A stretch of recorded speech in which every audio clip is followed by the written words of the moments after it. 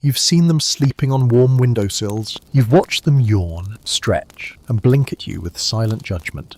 And maybe, just maybe, you've suspected there's something ancient behind those eyes. But long before the purring, before the soft fur and cardboard boxes, cats were not companions. They were not worshipped. They were prey long ago, long before civilization, before language, before we even knew what a cat was. Our ancestors hunted them, feared them, and in many places despised them. This is the story of the time before the domesticated cat, a time when the night held eyes that glowed in the dark.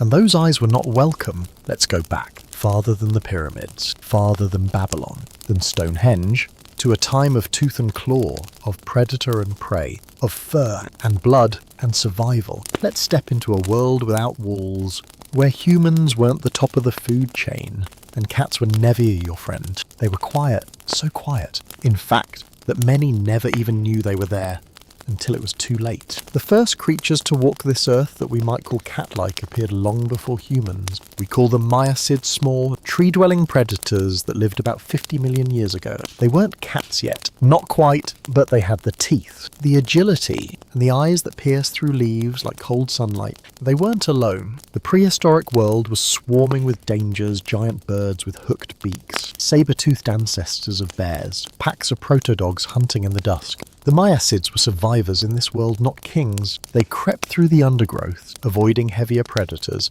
climbing trees when needed. Their feet were soft, their claws retractable. They were evolution's whisper, not its roar. Over time, they changed, slowly, painfully. From miacids came Proilurus, the earliest true cat we know of. It had a longer tail for balance, sharper claws, a body designed for stalking, not running. But even this early feline faced a grim reality. They were small, vulnerable, alone. Every meal had to be stolen, every shelter. Temporary. They weren't feared yet, only chased by bigger predators, and, eventually, by humans. They didn't live in packs. They didn't howl or bark. They watched, waited, survived. And it's perhaps this eerie independence that unnerved the humans who came later, because even millions of years ago, these proto-cats didn't ask for help. They didn't offer it either. They simply were a flicker in the bushes, a shape in the dark, a creature with no master and no friends. In the stillness of the ancient grasslands, survival had a sound. It was the sound of snapping twigs, of soft pads brushing against dry leaves, of breath held for one heartbeat too long. The proto-cat's small, elegant killers had learned to move without sound. Their strength was in their silence. They crept low through the grass, climbed trees with claws that retracted like whispers. Their amber eyes caught the last rays of sunlight like forgotten embers. But something changed. Something taller began walking upright. Something with hands, with fire, with tools. Early humans, Homo erectus, perhaps even Homo habilis, didn't see cats as mystical or elegant. They saw competition, tiny killers who stalked the same rodents, who sniffed around the same camps, who waited until nightfall to slink close and steal scraps of meat. At first, it was just distrust, suspicion. But soon, it turned into something else. Fear. Why? Because cats didn't behave like the other animals. They didn't bark like wild dogs. They didn't stampede like gazelle. They didn't run. They watched. When early humans lit fires, cats didn't shy away. They came closer, slowly, carefully, drawn by warmth, drawn by mice, drawn, perhaps, by curiosity. But this closeness, this staring felt wrong. What kind of animal did not fear fire? What kind of creature slipped into the shadows without a sound? It wasn't long before stories formed. That flicker in the dark. It wasn't just a hungry animal. It was a spirit, a watcher, a thief, maybe even a spy. So the humans picked up stone. They sharpened sticks. They set traps. They began to hunt the hunter. Evidence of this strange war appears in the archaeological record. In ancient refuse pits middens, we found cat bones with clean butchering marks, skulls cracked, limbs separated, often not for food, but for removal. The message was clear. Cats weren't welcome in some early tribes. Capturing a cat was considered a rite of passage, a symbol of control over the creeping, unknowable things of the world. In others, a cat seen near a baby's bed was reason enough to abandon the child's blanket, or worse, they were too quiet. too still, too other. And so, despite their small size, despite their elegance, the earliest cats were branded with a fate they never asked for. They were enemies, and they were hunted. They met by firelight, a pair of eyes low to the ground, unblinking, unafraid, a flick of a tail beneath the shadow of a log, and a human staring back. There are no words in the archaeological record to describe these moments. No journals, no paintings, only bones, burn marks, and strange arrangements of remains near sleeping areas. But we can imagine a group of early humans gathered around a small, crackling fire. They speak in murmurs. One tends to embers, another skins a rabbit. Suddenly, someone freezes, not because of a roar, not because of a charge, but because something is watching them. Not from far away, not from the trees, from just outside the circle of light, two eyes, wide and glowing, reflecting the flames with a steady gaze. It was not fear they saw in those eyes, not hunger either, but something worse: recognition. The cat understood the humans, but the humans did not understand the cat. In those early encounters, cats did what they do best. They lingered. They sat just close enough to make you feel observed, but just far enough to remain untouchable. They became part of the night. Some tribes believed these cats were messengers from the underworld. Others whispered they were the souls of the dead. Trapped in fur, a cat circling your camp at night. That wasn't luck. That was a warning. Over time, this unease solidified into behavior. Cats were chased from dwellings. They were trapped with bait. Sometimes killed, sometimes skinned fur turned into charms meant to ward off evil, using the very skin of the creature people feared. There are traces of this mindset even today, old sayings about cats stealing breath. Walking between worlds, bringing misfortune. It didn't begin in the medieval world. It began here, at the edge of the firelight, when humans first locked eyes with something that didn't run. Yet, not every encounter ended in blood. Some cats followed humans silently for days, feeding on scraps, hunting mice that plagued food stores, not as allies, but as opportunists. It was not a relationship built on affection. It was not trust. It was something colder, coexistence through tolerance, an agreement without words, a truce born in the dark. It wasn't just what cats did, it was how they made people feel. Even in the earliest camps, long before religion, kings, or cities, there was already fear. Fear of the unknown, fear of the things you couldn't control, and nothing was harder to control than a cat. Cats didn't follow orders. They didn't form herds. They didn't bark or warn. They stared. They slinked. They vanished. Where dogs wagged their tails, cats twitched. Where oxen groaned and bellowed, cats were silent. And that silence, it was unnatural. To early humans, loud meant safe. A thing that made noise could be tracked, understood, predicted. But a creature that watched you from the shadows,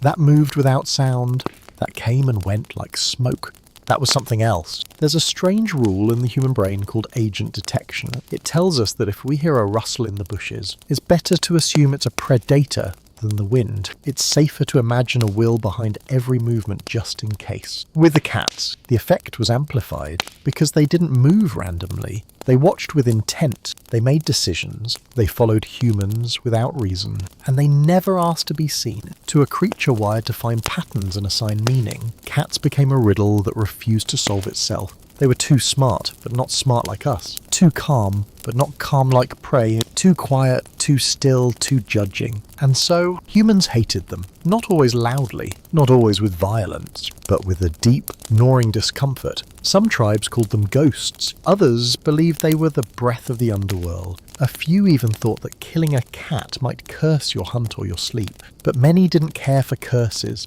They simply drove them off. Out of the camps, out of the fire's glow, with stones, with shouts, with fear, because to hate something, you first have to feel powerless against it. It didn't end with one generation. The mistrust, it lingered. Children learned it from their elders. Don't feed the shadow creature. Don't let it near your tent. If you wake up and see glowing eyes, close your own. And the cats. They remembered too. They learned to avoid the stick, to watch from farther away, to sneak in only when the fire burned low. The world was changing. Humans were gathering in larger groups, forming what would one day become tribes, then villages, then empires. But even as we invented language and ritual, the old fears clung like smoke. The cat so small, so quiet wasn't just another animal. It became symbolic of disobedience, of secrets, of the unclean, the unknowable, the undomesticated, and that more than anything was what humans couldn't tolerate. Because in a world we tried so hard to control,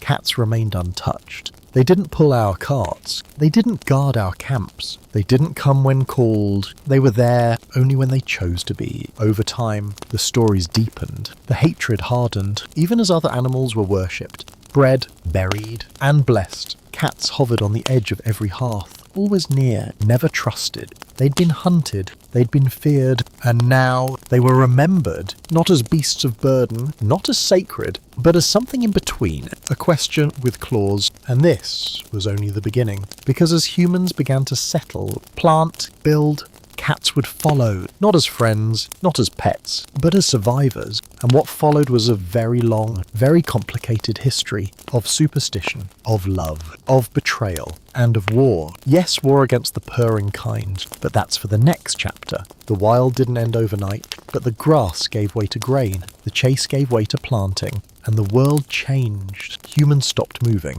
They built huts, dug ditches, saved seeds, and for the first time, food didn't have to be hunted. It was stored, stacked, hoarded in earthen jars and thatched silos. But food doesn't stay alone for long. It whispers, it invites, not just the hungry human child, but the rat, the mice, the gnawing teeth of the night. And when the vermin came, so did something else. Soft-footed, silent, uninvited. The cat. What happens when the creature you once feared now follows you home? Let's begin. It began not with fire, but with grain. For thousands of years, humans had roamed. They chased animals across plains, followed seasons like shadows. But eventually, in the Fertile Crescent modern-day Iraq, Syria, and Turkey, they stopped. The soil was rich, the rivers kind, and the wild grasses. They grew tall, golden, and full of seed. With every harvest came abundance. With abundance came storage, and with storage came something ancient and unwelcome. Rats! They came under moonlight, over dirt walls, across ropes and rafters. They brought disease. They chewed through baskets. They bred beneath sleeping mats. The first farmers woke to find their precious grain scattered, spoiled, stolen. And that's when the cats arrived. Not as heroes, not as friends, just as they always had, alone, silent, watching. No one invited them. But there they were, crouched near the clay bins, eyes wide in the dark, tails twitching, and before anyone could stop them, they pounced. The rats screamed. The cats didn't. It was a slaughter. Quick, efficient, bloody. By morning, the humans didn't know what to think. The strange creature that once haunted their camps had just saved their food, not on purpose, not out of loyalty, but because it wanted the same thing they did, a meal. And for the first time, someone hesitated to throw the stone. In the ruins of Çatalhöyük, one of the world's oldest known farming settlements, archaeologists found something strange, cat bones, but not scattered, not dumped, buried near homes, in careful positions, not as food, but as something else, a sign of something new, a shift.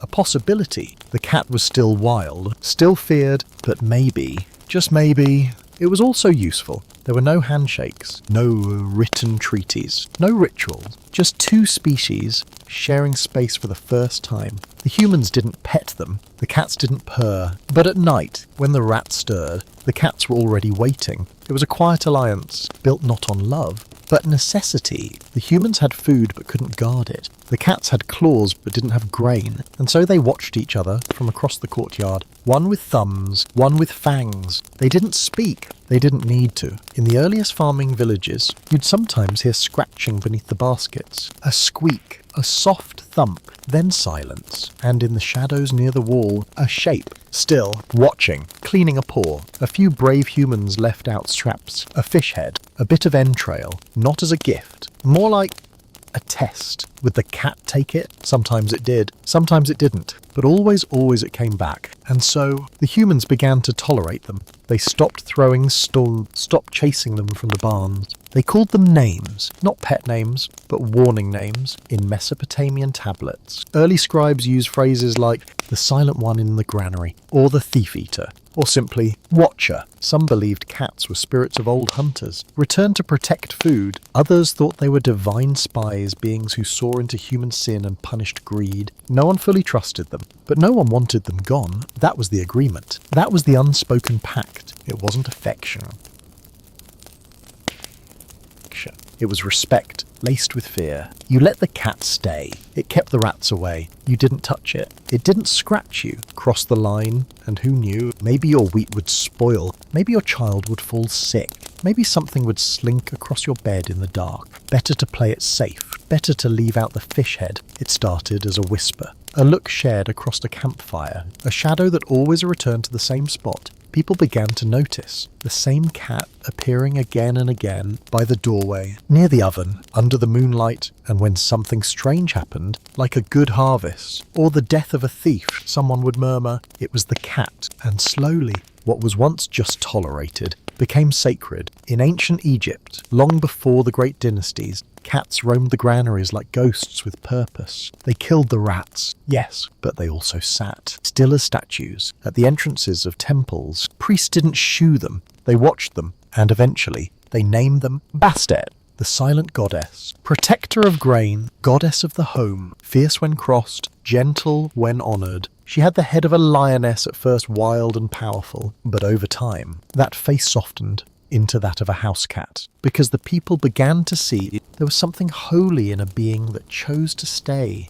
yet could walk away at any time. Other cultures followed. In early Anatolia, cats appear carved into hearthstones, not as threats, but as keepers of the fire. In ancient Persia, folk tales tell of cats who see demons invisible to men and chase them away before nightfall. In parts of India, cats were linked to prosperity, not riches, but the quiet kind of wealth, peaceful sleep, warm food, safe children. And in Mesopotamia, temple records speak of mousers kept not just in storage houses, but in libraries. Why? Because the priests believed the cat protected knowledge from the teeth of chaos. Still, not everyone trusted them. For every priest who lit incense to a feline goddess, there were farmers who refused to look a cat in the eye, because deep down, they remembered the old days, when cats watched from the shadows, when they were not symbols of grace, but ghosts with claws. Even in temples, even in myths, the cat never lost its mystery. It never bowed. It only stayed on its terms. The dog was tamed. The goat was milked. The ox was yoked. The sheep was sheared. But the cat watched. Humans tried. Of course they did. They offered food, warmth, shelter. They even tried to breed there, pairing large ones with docile ones, hoping for softer kittens. But cats don't bend so easily. They don't herd. They don't fetch. They don't follow. And if you push them too far, they leave. Even after thousands of years, a cat can go feral in just one generation, one litter born in the wild, and the softness disappears, the trust vanishes. The ancient instincts return. You don't own a cat, you invite it, and it may decline. Archaeologists have found cat remains in early homes, but always near the edge, near the door, near the grain pile, rarely in the sleeping space, almost never in the burial chamber. Because even as cats live beside us, they didn't live for us. Compare this to the dog buried with humans, given collars, named in records, praised in hymns. But cats, they were praised only in caution, worship, yes, but never trusted, loved from a distance. Even in the temples of Egypt, you might find a cat curled on a pillow, but blink and it's gone. And so the paradox remained. The cat was both protector and predator, both sacred and suspicious, welcomed and watched. People admired their grace, feared their gaze, and never stopped wondering, why does it stay? Because the cat never needed us. Not really. It chose to stay. And that made all the difference. Empires don't rise on the gold alone. They rise on grain, on supplies that don't spoil, on storage that survives winter. And grain has enemies, not soldiers, not kings, but tiny teeth, tiny feet, rats, mice, locusts of the dark. And once again, in the silence of the granary, a pair of eyes began to shine. Cats. They'd followed us through fire, through farms, through villages. Now they followed us into history. But this time, they weren't just lurking in shadows. They were given purpose. They became tools. They became infrastructure. They became part of the machine to rule an empire. You must rule its grain. And in ancient Egypt, grain was everything. It wasn't just food, it was currency, taxes, diplomacy. The pharaohs built mighty storehouses beside the Nile, rows and rows of silos, filled with wheat, barley, lentils. This was how kingdoms survived the flood, the drought, the war. But one clawed intruder could ruin it all. The rat. Rats don't fear soldiers. They don't fear walls. They only fear one thing: the soft sound of paws, the silent blink in the dark, the cat. And so, the Egyptians didn't just allow cats into their granaries, they assigned them. Paintings from tombs in Saqqara, Thebes show sleek felines sitting at the base of grain baskets. Alert, poised, deadly. They weren't decorations, they were infrastructure. Some temples even maintained rosters, lists of Mauser cats stationed in key storage zones, a kind of feline logistics force. Imagine it, grain gathered from across the kingdom, carried by boat, weighed, sealed, taxed. And beside it all, a cat licking its paw, eyes half-lidded, waiting for the next squeak. But this wasn't just practical, it was sacred. Killing a cat in Egypt became a crime, punishable by death. Not because of love, but because of value. Lose a cat, and you might lose the entire year's harvest. Lose the harvest, and you lose power. Even foreign diplomats brought cats as gifts to the pharaoh, knowing full well their worth exceeded gold. Not for beauty, not for joy, but for pest control. Strangely enough, the cats didn't seem to mind. They had food, shelter, freedom to roam. They were fed, but not trained, protected, but not pampered. They were wild partners, never pets. A perfect example of a relationship that worked because it wasn't forced. From temple murals to economic records, cats left their paw prints all over the empire's most vital system. And in doing so, they earned a place not just in the grain houses, but in Egyptian eternity. The Romans built roads, bridges, aqueducts, laws, but they also built something far more vulnerable: supply lines. From the sun-scorched deserts of Egypt to the misty hills of Britannia, Roman soldiers marched, and behind them came the grain, wheat, barley, olives packed in oil, and wherever food travelled, so did its enemies. Not the barbarians, not rival generals, but the soft-skinned, sharp-toothed mouse. A single mouse in a military outpost could ruin months of rations. A family of them. Disaster. So Roman quartermasters turned to the only proven solution: Felis sylvestris libica, the North African wildcat. The same species once prowling beside the Nile, now transported in baskets on Roman ships, loose in forts, and even stationed aboard merchant vessels. Yes, cats had gone imperial. Unlike dogs, which were trained and collared, cats remained aloof, but that made them perfect. They didn't beg, they didn't bark, they simply worked, or didn't, on their own terms. But somehow, they always showed up when the squeaking started. Letters from Roman soldiers mention them in passing. The grey Mauser stays near the kitchens. We leave scraps. She earns them nightly. The supply wagons from Syracuse were infested again. Next shipment. Send cats with the grain. They weren't pets. They weren't mascots. They were troops. With fur. There are even rumours still debated by historians that certain units had honorary cats. Not trained, not paid, but respected, named, protected. And if one died, it was buried beneath the grain shed, wrapped in linen, not from affection, but gratitude, because every cat buried meant 100 rats that never reached the bread. And just like that, the once feared stalker of early camps became an unofficial officer of empire, not by oath, not by chain, but because they were the only thing that scared a rat. The sea was vast, but rats made it feel small. Wherever humans built ships, war galleys, merchant vessels, even fishing boats, rats followed. They hid in barrels, knee-stead in sails, chewed through rope, wood, wax-sealed amphorae. They didn't need an army, just darkness and time, and on the open sea, where every biscuit counted. A mouse could be deadlier than a storm. Enter the cat, no sail, no compass, but a hunter as reliable as the stars. Egyptians were likely the first to bring cats aboard ships. The practice spread quickly. Phoenician traders sailed with cats tucked among their cargo. Greek vessels recorded feline passengers, nicknamed nautai the sailors. By the time of the Roman Empire, having a cat aboard was standard naval practice. Not optional, essential.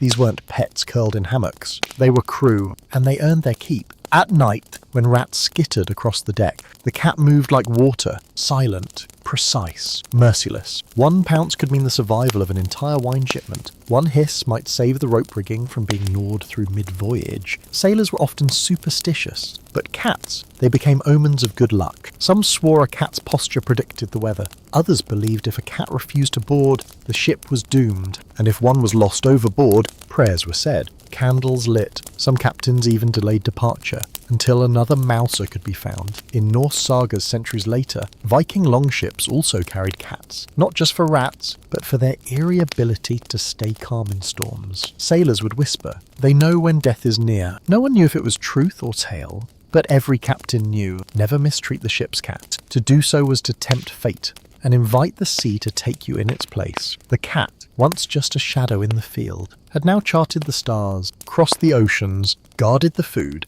protected the gold. It was no longer just a creature of the earth. It was now a citizen of the world where food travelled. So did cats, and where cats lingered, stories followed. In a world where spoiled grain could collapse kingdoms, and one mouse could start a famine, cats were more than useful. They were mysterious saviours. By the Middle Ages, travelling merchants refused to dock at foreign ports without at least one cat on board. Some caravans wouldn't enter a city unless their feline mouser walked ahead of them. If it stopped at the gate, they turned back. It wasn't logistics, it was belief. In rural Europe, grain stores often had signs etched into their wooden doors. Bless this house and its cat. Not in jest, in desperation. Because one season of failed storage meant the death of a village, cats began to appear in folk tales. But not as villains, as keepers. They were the ones who knew when the plague came. The ones who stared into empty corners and saw what humans couldn't. They sat beside the sick, beside the dying. People whispered, "Cats see souls. Cats walk between worlds. Cats choose who to follow and who to leave." Superstition took strange turns. In some places, cats were thought to be witches in disguise. In others, they were considered divine messengers sent to protect grain, children, and memory. Farmers would leave the first bowl of milk to the barn cat, not as payment, but as insurance. Better a full bowl than an empty harvest. During famines, many couldn't feed their cats, but they still refused to chase them off. Because even if they couldn't afford food, they couldn't afford pest. A cat might be the only thing between an empty stomach and starvation in times of plague. Some towns that spared cats fared better than those that didn't. Why? Because cats killed the rats, and rats carried fleas, and fleas carried death. But people didn't know that yet. All they knew was where cats thrived, death hesitated. So they prayed, not to gods, but to the one watching from the granary beam, to the one who blinked slowly from the rooftop, to the one who slept soundly beside the food barrels while rats dared not move. And just like that, cats became both necessity and myth. Half real, half imagined, but wholly essential. There was a time when the cat was sacred, when its blink was a blessing, its purr a prayer, its kill a gift. But that time was ending. Something was creeping into the hearts of men, not just rats in the shadows, but something colder, fear. And in that fear, the cat's eyes no longer shone with magic. They glowed with suspicion. From protectors of the harvest to demons in fur, this is the story of how the cat, the quiet guardian of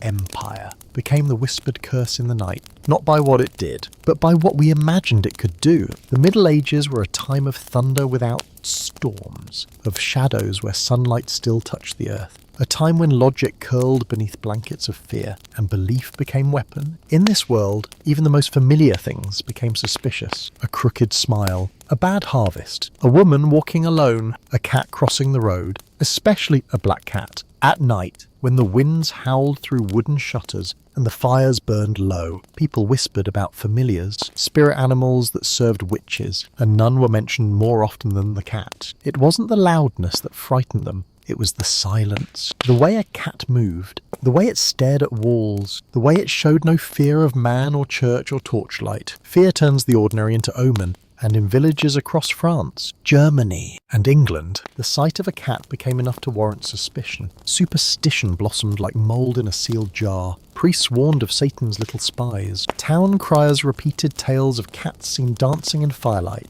Children were taught to never meet a cat's eyes, for they might steal your breath as you slept. These weren't rumours from the fringe. They were believed by kings, by clergy, by those who once welcomed cats into their granaries. Why the sudden turn? The answer lies in the fear of control. All cats couldn't be leashed. They came and went on their own. They didn't bark at strangers. They didn't obey. They didn't kneel. And anything that doesn't kneel is dangerous. Dangerous in a world built on submission. So, slowly, Cats were no longer protectors of grain. They were accused of spoiling it. If rats infested a barn, blame the cat it had let them in. If a child fell ill, perhaps the cat had stolen its soul. If a woman grew herbs, and a cat was seen near her door, she was no healer, she was a witch, and the cat was her servant. Thus began the long season of suspicion, of cruelty, of fire and fang. A season that would cost cats their lives, and cost Europe dearly in return. It began with whispers, then warnings, then fire. In towns across medieval Europe, cats began to vanish, not from natural causes, but by human hand. They were burned in town squares, hung from church gates, drowned in sacks in the river. It wasn't crime, it was cleansing. By the 13th century, Pope Gregory IX issued a papal decree, the Vox in Rama. In it, he described cats, particularly black ones, as creatures used in satanic rituals, followers of the devil, steeped in darkness. It was all the justification local authorities needed. From Spain to Bohemia, villages organised mass purges. Spring festivals, once filled with flowers and food, now featured cat burnings, public spectacles, a furry body twisted in flame. Children clapped, adults cheered. They thought they were saving their souls, but no one asked. What happens when the rats return? Without their silent hunters, granaries groaned with mice, taverns swarmed, ships buckled under infestation, and worse still, the fleas came with the rats, and the fleas carried something no one could see, something no priest could bless away, something no torch could burn, Yersinia pestis, the plague. Historians still debate how much the cat purges contributed to the Black Death, but what we know is this. In the years after the worst of the cat massacres, Europe suffered the most deadly pandemic in recorded history. Up to 200 million dead, cities emptied, villages vanished, families buried in shared graves, and all the while, the rats multiplied in the absence of their one true predator. Some noticed the irony that those who killed cats now died in droves, that witches didn't bring the plague. Rats did, but it was too late. The superstition held fast. Even during plague years, cats were feared more than the squeaking in the walls. In times of fire, truth burns slow. There were exceptions. In parts of Italy and the Ottoman Empire, where cats were still respected, plague deaths were proportionally lower. But Europe, drunk on fear, refused to listen, and the cats paid again and again until even their fled the streets. Yet some survived, in barns, in ruins, in silence, waiting, watching, for the day man would remember what it had forgotten, that cats were not demons, they were balance. They didn't howl, they didn't plead when the fires came. The cats did what they always had. They hid under floorboards, inside walls, in rafters blackened by soot, among broken stone where temples once stood. Their world had turned on them, but they had no religion, no doctrine, no disbelief, only instinct. And instinct said, wait. In the silent corners of plague-ravaged cities, cats survived where humans fell. While priests chanted and doctors bled their patients, the cats crept into crumbling kitchens and hunted. Not to save anyone, not for justice, but because that's what they were made to do, and in doing so, they saved more lives than they would ever be thanked for. Even in villages that had burned hundreds, a few were spared by accident, by pity, by guilt. A widow who whispered prayers to a feline shadow. A baker who left scraps by the door. A monk who didn't believe the devil needed whiskers. These humans didn't speak out. They didn't resist the burnings, but they fed the hidden ones, and so the cats endured. Their population thinned, but not erased. They bred in silence, passed on their caution like blood. The next generations were quieter, darker, harder to find. They trusted no one, and no one knew they were there. Until one night, the grain wasn't spoiled, the bread didn't mould, the rats retreated. Someone said, strange, isn't it? I haven't seen a rat in weeks. And someone else replied, but I saw green eyes last night, near the church steps. Survival isn't heroic. It's not clean. It's not fair, but it's real. And in the charred aftermath of superstition, cats endured, not because they were loved, but because they were necessary. By the end of the 14th century, in the darkest corners of Europe, the tide began to shift. Whispers of condemnation became mutters of regret, and in time, those green eyes would no longer mean curses, but luck. Centuries passed, the torches dimmed, the crowds quieted, the bonfires died out,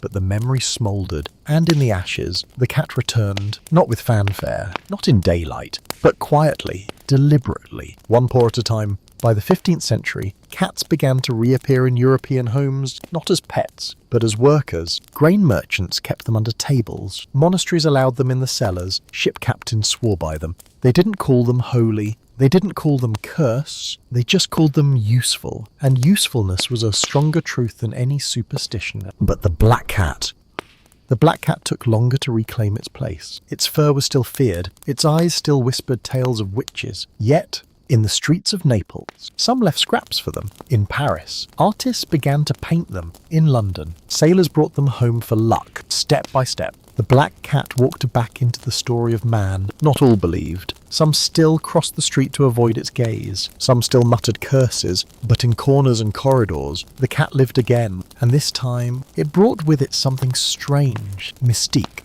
The cat no longer had to beg for acceptance. It leaned into its reputation. It became a creature of both worlds, of hearth and moonlight, of myth and meal. Witches might claim them, royalty might pet them, and both would feel just a little like they were lucky to be chosen. By the dawn of the Renaissance, cats had fully returned to the cities they once fled. Their role, unspoken, but understood. Painters gave them places in portraits. Writers gave them riddles in rhyme. Printers let them curl up on warm paper. Even some churches began to see them not as servants of evil, but as symbols of wisdom. The black cat, in particular, remained complicated. To some, it was bad luck. To others, a charm. But that duality, that contradiction, it kept the cat alive. Because in a world that demanded obedience, the cat refused to explain itself. And that was more powerful than any prayer. Centuries would pass, empires would rise and fall, and the cat would remain, sometimes feared, sometimes adored,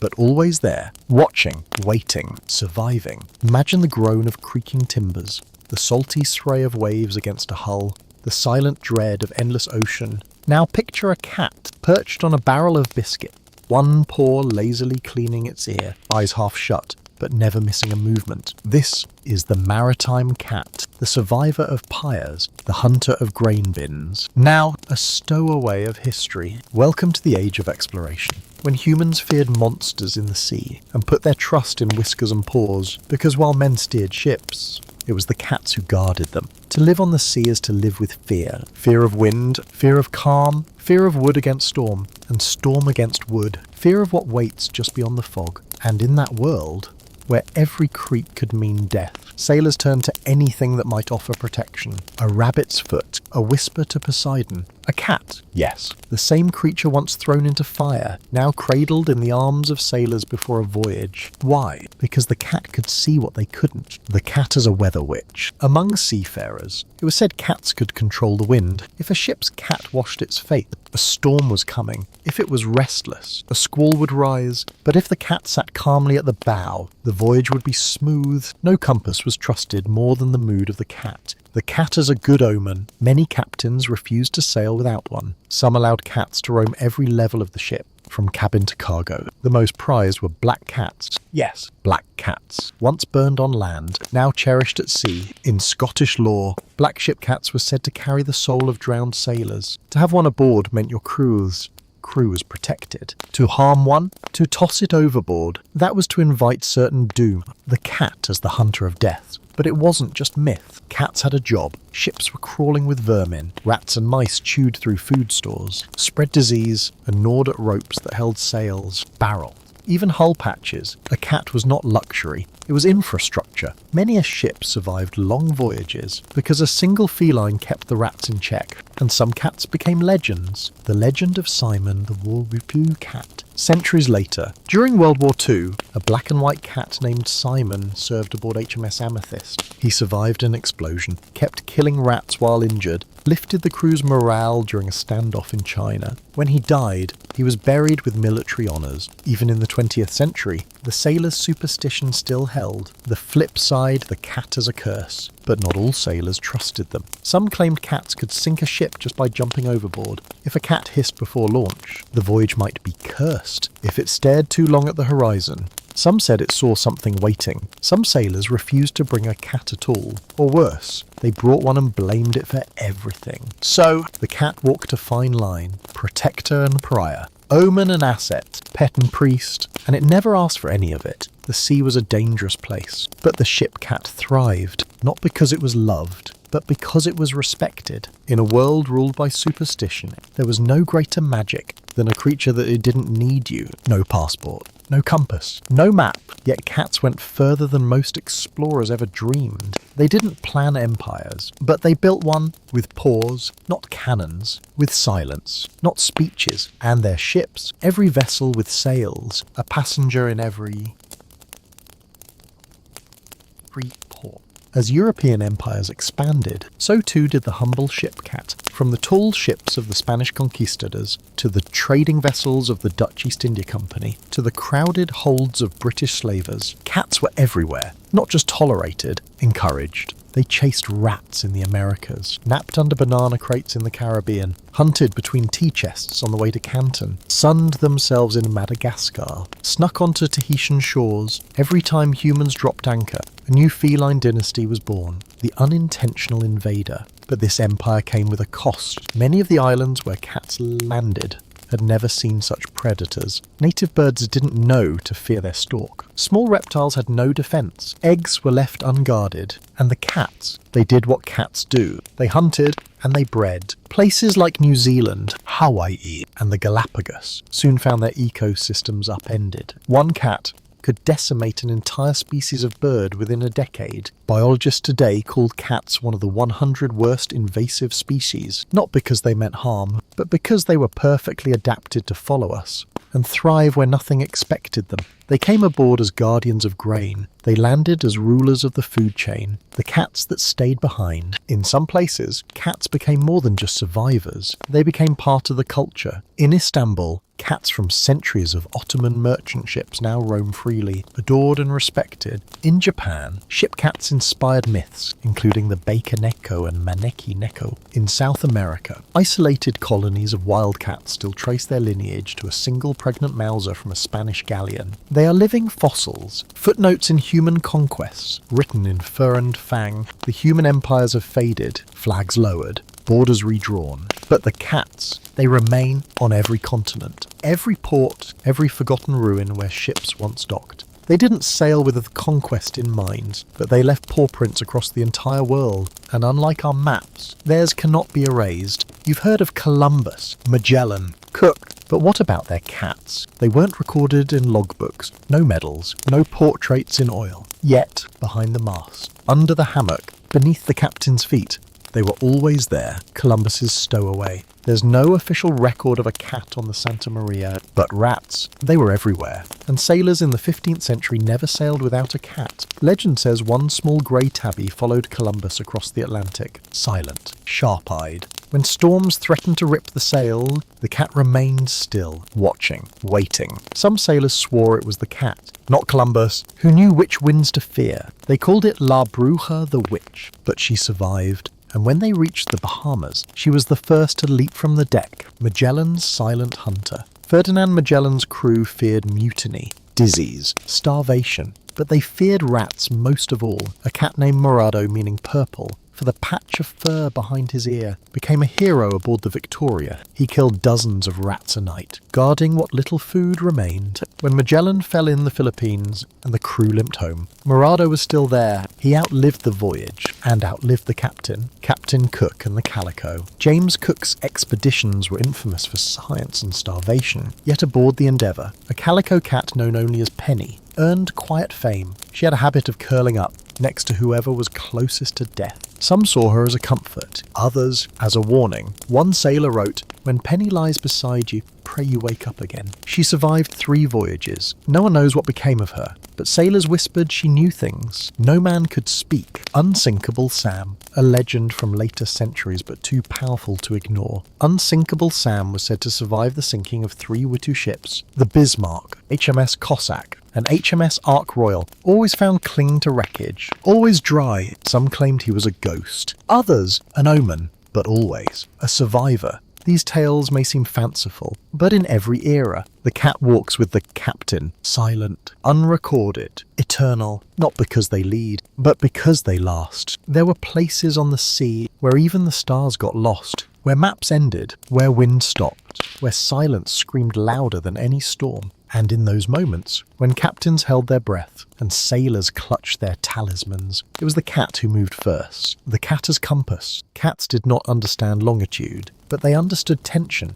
When water turned strange, when birds flew backwards, when fish floated belly up, the cat would move, sometimes to the highest mast, sometimes below deck. Wherever it went, the crew watched closely. One sailor wrote in 1690, "We lost the North Star, but the cat has taken station by the rum barrels. We take it as a sign and wait." Into the fog. In the dense fogs off the coast of Newfoundland, cats were said to grow agitated, meowing in bursts, circling ropes, refusing food. In Polynesian Crossing, islanders told of cats brought by foreigners, whose gaze pointed to land long before land was seen. Some crews came to trust the cat, more than the charts, and when the compass spun wild, they watched the feline. If it curled to sleep, they relaxed. If it paced the deck in silence, they prepared for death. The cat's instinct. Why? Perhaps because the cat never pretended to understand. It simply reacted, and that honesty, that lack of bravado, was comforting. In a world where men lied to themselves, with confidence and conquest, the cat just watched, and moved, and lived. Half beast, half oracle. Some believe cats were drawn to magnetic fields. Others swore they could see spirits on the water. Whatever the reason, when night fell and the world went quiet, sailors would often look, not to the sky, but to the shadow sitting on the coil of rope. If the cat did not blink, neither did they. If it left the deck, they tied their belongings tight. The watcher on the edge. And so, cats became not just hunters, not just mascots, but symbols of awareness in every unknown stretch of water. They were the eyes that blinked when no one else dared to, the weight that shifted before the ship listed, the breath that held when the sea went still. They were the watchers on the edge of the world, and that was why even the most hardened captain would pet the cat before sailing into the fog, not for luck, but for clarity. Close your eyes for a moment. Imagine fire, smoke, the smell of herbs and burning cloth, drums thudding softly, a chant in a language long dead. Now listen, do you hear the purring? Or is it growling? Tonight, we step beyond history books into fireside rituals, whispered spells, and forgotten altars. This is the secret life of cats in magic and medicine. Welcome to the chapter where logic ends and belief takes over, where a cat's fur might cure your fever or damn your soul, where one paw in your home meant either healing or haunting. 1. The feline familiar, cats in witchcraft and folk magic. They called them familiars, spirits in animal form, companions to witches, messengers from beyond, and more often than not, they had 4 legs, a flicking tail, and eyes that glowed like firelight in the dark. Cats, whispers in the village. In medieval Europe, fear ruled the countryside. If a child fell ill, if crops failed, if milk soured in the pail, someone would whisper, "It's the widow's cat." Not the widow, the cat. Because the cat was always watching, never obeying, never worshipping. And in a world that demanded submission, independence was terrifying. The trials all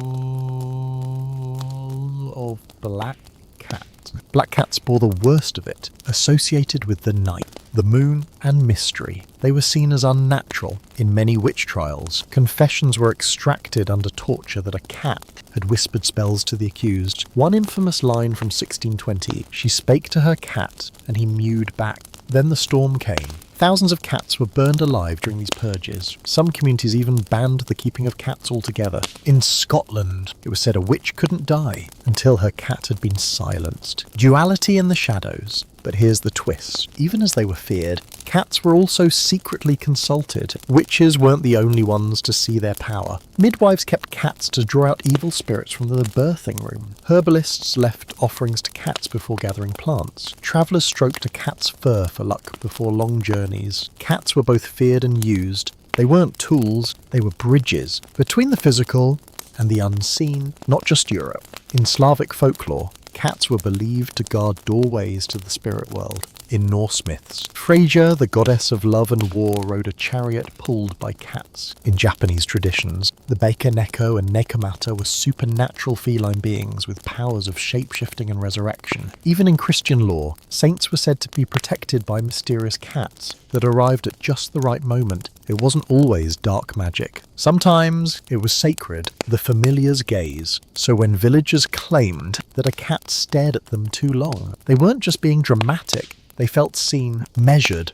judged, because unlike dogs, cats didn't beg for forgiveness. They simply looked, and in a world of guilt and secrets, that gaze was unbearable. To be accused of witchcraft was often a death sentence. But to own a black cat, that alone was enough to burn. 2. The healing paw.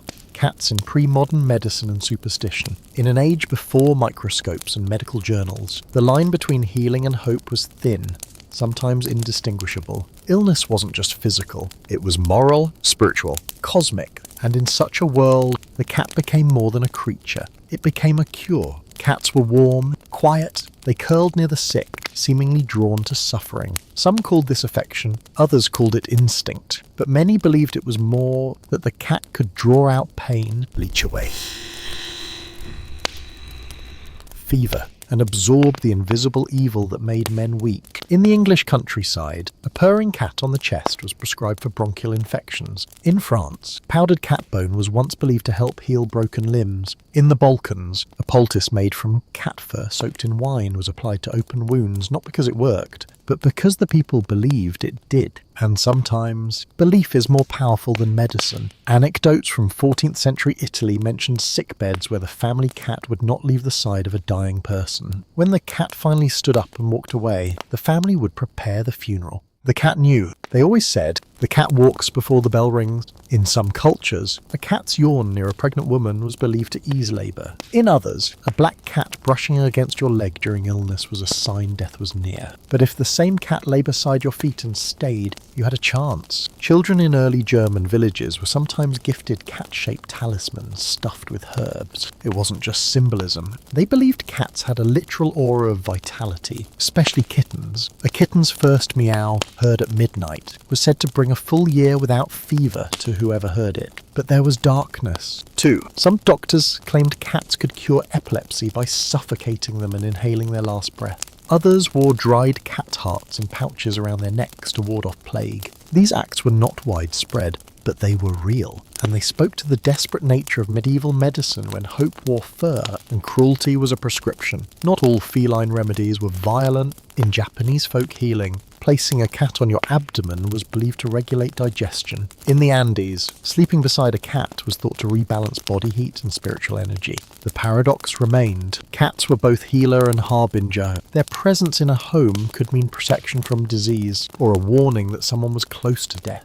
They were feared, cherished, and misunderstood all in equal measure. Perhaps it was because the cat did not act like anything else we could tame. It chose its sick. It chose when to comfort. And when it turned away, people listened. Because in a time when the human body was a mystery, the cat seemed to understand what no one else could. 3. The curse and the cure, cats and curses, divination, and ancient remedies. The same cat that guarded the sickbed might also be named in a curse. In ancient villages, from Ireland to Persia, the cat's presence could mean power, but it depended who invoked it. If a healer placed a cat's hair beneath your pillow, it might be for dreams of prophecy. But if a rival did the same, it meant madness was being planted in your sleep. Cats had always been linked to intuition. Their habit of staring at corners, mewing at shadows, or bristling for no visible reason made them natural symbols of what was unseen. In the minds of the old, this made them ideal companions for divination. In Slavic cultures, a method called koshachia 10, the cat's shadow was used for predicting harvests. A cat was placed in a room with 3 bowls: water,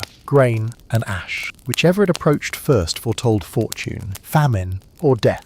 In Italy during the 15th century, some fortune tellers used cat bones, specifically the small hyoid bones from the throat, to hear the voices of spirits in dreams. They believed these bones captured vibrations of the dying, like tuning forks of the afterlife. Not all rituals were so subtle. In some regions, burying a black cat alive beneath the doorstep of a new house was believed to protect the home from evil. In others, burning a tuft of cat fur during an exorcism was said to drive out demons. cruelty, wrapped in superstition, made monsters out of men in the name of safety. But there were gentler rites too. In parts of rural Japan, a ceremony called Neko Mamori involved tying a red string around a cat's tail for 7 nights while whispering a wish. If the cat did not untie or bite it off, the wish would come true. If it did, the wish was considered dangerous or selfish. In Egypt, long after the era of pharaohs, villagers would still pour milk into shallow bowls at crossroads as an offering to the night cats, asking for luck in love, childbirth, or safe travel.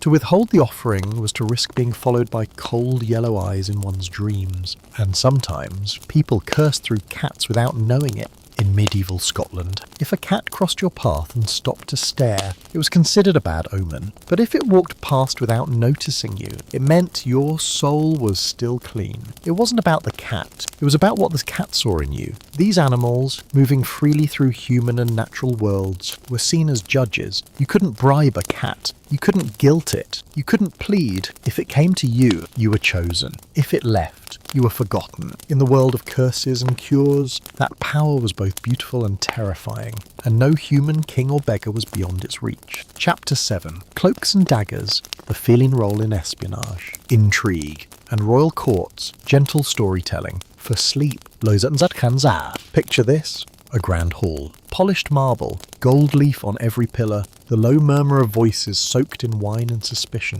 And then a soft, delicate sound, the faintest tap of paws on stone. The cat has arrived. No one notices, but she notices everything. Because where people see luxury, the cat sees the cracks. Where courtiers trade smiles, the cat watches the shadows move. Tonight, we leave the peasant's field and the play cart behind. Tonight, we walk the and in the palace, the smallest creature might carry the biggest secret.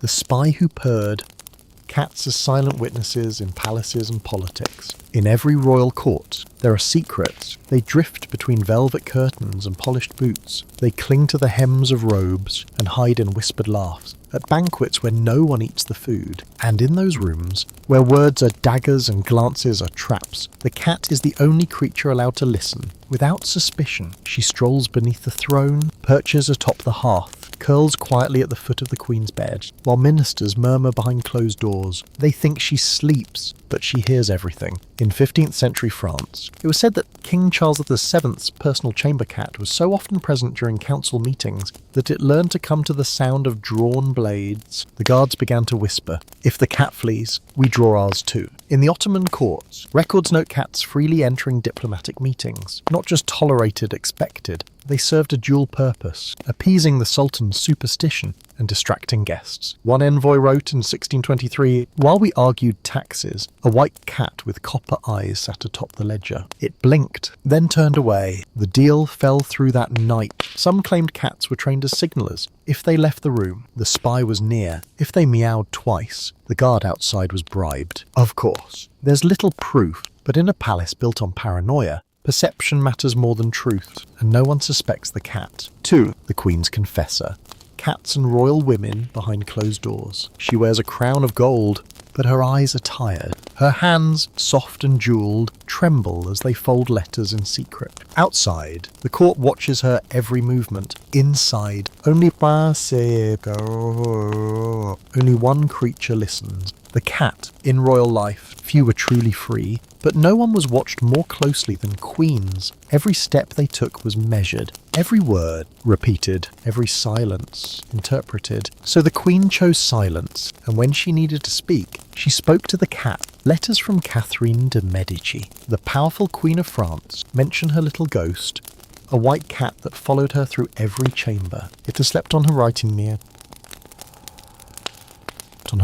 desk, and was said to flick its tail violently whenever the king's mistress entered the room. Maria Theresa of Spain, married off to the French crown at 13, kept a tabby named Dama in her private quarters. She told it stories of her homeland. Servants wrote that she often fed the cat by hand. Even when she refused food herself, They were companions, yes, but also protectors, because cats did not betray, they did not report conversations, they did not side with kings, they simply listened. And in a world where loyalty could be bought, a cat's silence was priceless. More than once, cats became scapegoats. Queen Anne Boleyn of England was rumoured to keep a familiar cat that brought her visions, an accusation whispered loud enough to reach the ears of her enemies. When Anne fell from grace, her cat was never seen again. And in Austria, Empress Elizabeth's pet cat was poisoned the same week a scandalous letter reached the court. Some believe the feline had carried messages beneath its collar, others believed it simply knew too much. But not all ended in tragedy. Queen Victoria of Britain adored cats. She spoke to them like children. When grieving the death of Prince Albert, she allowed only two things into her chambers, her diary and her cat, because no one dares to quote a cat. And sometimes, what you need most is someone who won't repeat a word. 3. Whiskers and war rooms. Cats in military intelligence and royal defence. Courts weren't just for dances and decrees, they were nests of plots. Every curtain might hide an assassin, every goblet might hold poison, and where the king's men failed, sometimes a cat succeeded. In the 16th century, the Spanish court recorded an odd protocol. Before a royal council meeting, a trained cat would be released into the chamber. If it refused to sit still or pace the room, the gathering was postponed. They claimed it could sense mortal intent. This might seem fanciful, but rulers lived in fear, and cats, with their silence, their instinct, their sensitivity, became tools of defence. Some went further. Cats were used in military intelligence. In the early 1800s, a letter from a British general described a captured French postmaster who had attempted to use a cat to smuggle documents. The papers were tucked into a wax capsule and glued to the animal's underside.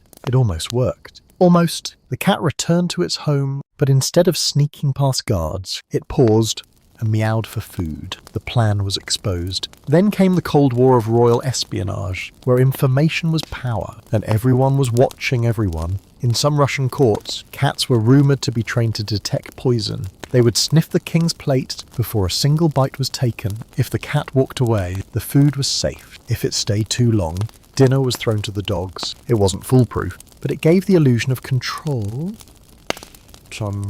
And in power, illusion is everything. Some monarchs took it further. In Prussia, King Frederick the Great reportedly kept a pair of black cats, not just as pets, but as nighttime guardians. He insisted no servant enter his bedchamber unless the cats were calm. They slept at the foot of his bed. And once, when a thief entered the palace dressed as a butler, the cats hissed. They'd never done that before. The man was arrested. The king praised his officers with tails. Cats never wore armour, never carried swords, but they defended the throne in quieter ways. They made liars uncomfortable. They noticed footsteps others missed. They could sit in the lap of a traitor and then follow him out of the room. That's the power of a creature no one takes seriously until it's too late. Tonight, we light a candle. Its flame flickers, casting long shadows on ancient stone. We are not in a palace now. We are in a temple. Outside, the wind howls across desert sands and jungle leaves. But here, in this sacred stillness, you hear it, the unmistakable sound. Soft paw steps,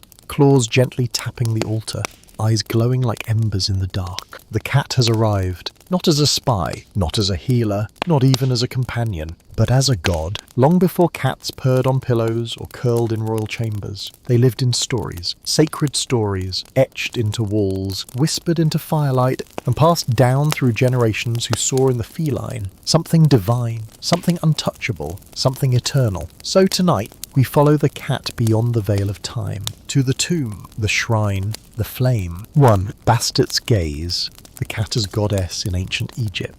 If you were to walk through the streets of ancient Bubastis, you would hear them. Bells, not just temple bells, but the bells of cats' dozens, sometimes hundreds, parading freely through sacred courtyards. They belonged to no one, and yet they were owned by everyone. Because here, the cat was not just respected, it was worshipped. Bastet, the lioness turned lady. In the early dynasties of Egypt, Bastet was a lion-headed goddess fierce, warlike, a protector of pharaohs and destroyer of chaos. But over centuries, something shifted. Her image softened, her roar quieted, and her form became feline. By the 22nd dynasty, Bastet was fully depicted as a domestic cat, often wearing gold earrings, her eyes outlined in black coal, her paws resting gently over a sistrum, the sacred rattle of celebration. But do not be fooled by her elegance. Bastet remained a goddess of power, protector of mothers, bringer of music, guardian of home and hearth, living symbols of the divine. Egyptians didn't just worship the idea of the cat, they worshipped actual cats. In some temples, high priests kept entire litters, each treated with reverence, fed sacred meals, and allowed to roam freely among worshippers. When one died, it was not merely a pet's death, it was a divine passing. Cats were embalmed, wrapped in linen, placed in miniature sarcophagi made of bronze or wood, often buried with elaborate rituals involving music and perfume. Thousands of these feline mummies have been uncovered in Saqqara and Bubastis, each one a testament to a civilization that saw in the cat a thread of the sacred. To harm a cat was to harm the gods. Herodotus, the Greek historian, tells a story of an Egyptian house catching fire. As the flames rose, the townspeople rushed not to the well, but to the doors, to stop the cats from running into danger, because if a cat died accidentally or otherwise, the entire household would go into mourning. Some even shaved their eyebrows to mark the grief. Worse still, if a foreign soldier harmed a cat, a riot might break out. There are records of Roman officials lynched in Alexandria for striking a cat during a street dispute. To the ancient Egyptians, the cat was not just an animal, it was Bastet, it was protection, it was joy, it was balance between the mortal and divine. 2. Guardians of the underworld, cats in death, rebirth, and afterlife myths. In ancient lore, death was never the end. It was a passage, a crossing of rivers, tunnels, and dreams. And often, at the threshold between the living and the lost, there stood a silent figure, a cat, the silent sentinel. In Egypt, cats weren't merely pets of the living, they were escorts of the dead. Tombs from the Middle Kingdom show cats painted at the feet of mummies, not curled in sleep, but sitting upright, alert, unblinking, as though they awaited something from beyond the veil. To the Egyptians, this wasn't art, it was instruction. Cats were seen as guides, just as Anubis oversaw embalming. Bastet or her feline emissaries would walk with the soul, chasing away chaotic spirits, sniffing out impurity. In one myth fragment found near Thebes, a royal priest describes a cat with eyes of green fire that leapt between tomb walls, eating serpents of shad dough before they reached the sarcophagus. 9 lives. Eternal return. The idea that cats have 9 lives, it's ancient. In Babylonian texts, felines were associated with the cycles of Ishtar, death, descent, rebirth. In Celtic folklore, the cat Sith was said to walk between worlds. It appeared near the dying. If you saw it before your final breath, you were destined to return again as something else. Not punishment, not reward, just to the eternal loop. The Norse had their own version. Freya, goddess of beauty and death, rode in a chariot pulled by 2 massive grey cats. They did not speak, they did not blink, but they saw the threads of fate and followed the souls of warriors from battlefield to banquet in Valhalla, offerings for the other side in Greek burial rites. It wasn't uncommon to leave small tokens, coins for Charon, figs for sustenance. But in Thracian graves, archaeologists found cat figurines placed near the heads of the deceased. Why? Perhaps to guard the mind, or to catch any last whispers before they escape the lips forever. In some Etruscan tombs, murals show cats facing west, the direction of death. Their tails are raised, their fur bristled, they do not flee, they stand watch, the cat that waits. Across the ancient world, there are stories of cats that remained long after their owners died. In China's Tang dynasty, court records mention a palace cat that refused food. After the empress passed, it sat outside her tomb for 9 days and vanished before the 10th sunrise. In a Persian tale, a scholar was buried with a single possession, his cat. A decade later, the grave was reopened by thieves. The cat's bones lay untouched beside the man's skull. Some say it was devotion. Others say the cat was protecting the soul from being stolen in death. In life, the cat guarded grain from rats, but in death, it guarded memory from oblivion. Because what we fear most in dying is not pain, but forgetting, and in temples, tombs, and tales long turned to dust. The cat remained, watching, waiting, remembering. 3. Flamefur and Moon Eyes, the cat in fire and lunar worship. Some creatures walk in daylight, others wait for the moon, and then there is the cat, who walks between. By day, it stretches in the sun, its fur aglow like embers. By night, it prowls rooftops and temple walls, its eyes glowing like twin moons, seeing all, saying nothing. To ancient people, this duality was not coincidence. It was magic, it was divine, and it demanded worship. Fire fur fell in flames in sacred myth. Among the ancient Zoroastrians of Persia, fire was sacred, a pure, living force. Temples held eternal flames, watched over by priests, and, times, by cats. There are accounts half record, half legend of temple cats who would sit near the sacred fire, warding off rats and snakes, but never getting burned. Their fur shimmered, their eyes flickered gold. To worshippers, they were not guardians, they were part of the flame. One hymn calls them the warmth in silence, another refers to them as flame with paws. In India's Vedic texts, Agni, the god of fire, is often surrounded by messengers. But some folk traditions include small, nimble cats, the spirits that carried sparks into dreams. To dream of a cat walking through fire without harm was to receive a blessing. Moon eyes, feline sight, and the night goddess. In Japan, the moon goddess Tsukiyomi is sometimes accompanied by a pale silver cat. She is silent. So is the cat. In Okinawan myth, night cats were born from moonlight, reflected on sacred water. They were said to guard sleep, and only the truly wicked were afraid to look them in the eye. The Celts believed cats could see between not just the dead and living, but between moments, between lies. Their eyes shimmered not because of light, but because of memory. And in Greek traditions, Hecate, goddess of magic, crossroads, and the moon was said to take feline form when walking the underworld. Her symbol, a cat's eye carved in obsidian, worn as a talisman by those seeking truth, the sacred shape of stillness. Felines were not noisy. They did not bark. They did not bray. They sat, still, poised, powerful. This stillness, this patience, was revered in the Taoist temples of China. Cats were seen as embodying yin, the cool, passive, wise force of the universe. Where dogs were yang, fiery and active, cats were contemplative. They could sleep for hours, yet be alert in an instant. To emulate a cat was to embrace quiet power. Monks were said to study the breathing of cats while meditating. And in Tibetan folklore,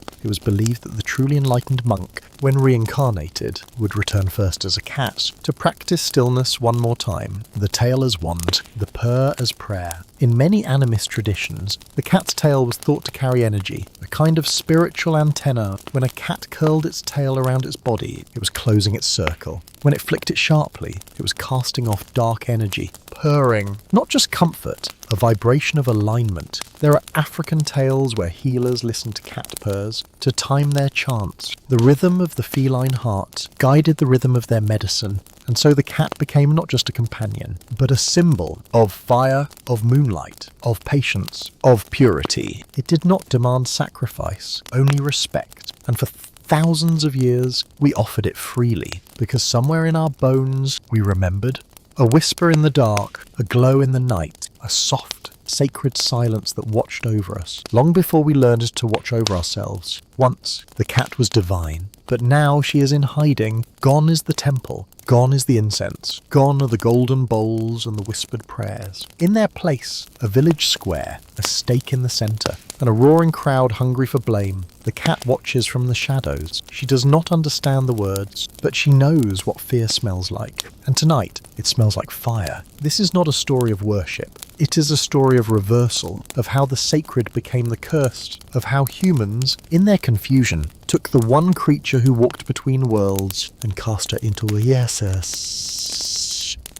into hell. Tonight, we tell the story of the fall from holy to heresy, the changing image of the cat. In the ancient world, the cat walked alongside gods, but in medieval Europe, she became something else entirely. It didn't happen all at once. There was no proclamation, no edict, no great turning of the tide, just a slow drip of doubt, whispers behind cloister walls, and the creeping belief that if something walked alone, slept during the day, and watched without blinking, Perhaps it was not holy at all. Pagan shadows and Christian fire. The early Christian church sought to distance itself from pagan traditions, and cats, unfortunately, were part of many of them. Druids considered black cats sacred messengers. Germanic tribes believed certain cats carried the souls of ancestors. To the new faith, eager to draw lines, these beliefs posed a threat, so they reversed them. What once signified guidance now meant misguidance. The same green eyes that once symbolized intuition became the eyes of the devil. In some texts, the cat was labeled a familiar, an animal assistant to witches, used to commune with unholy spirits. The woman and the cat. The church also feared women,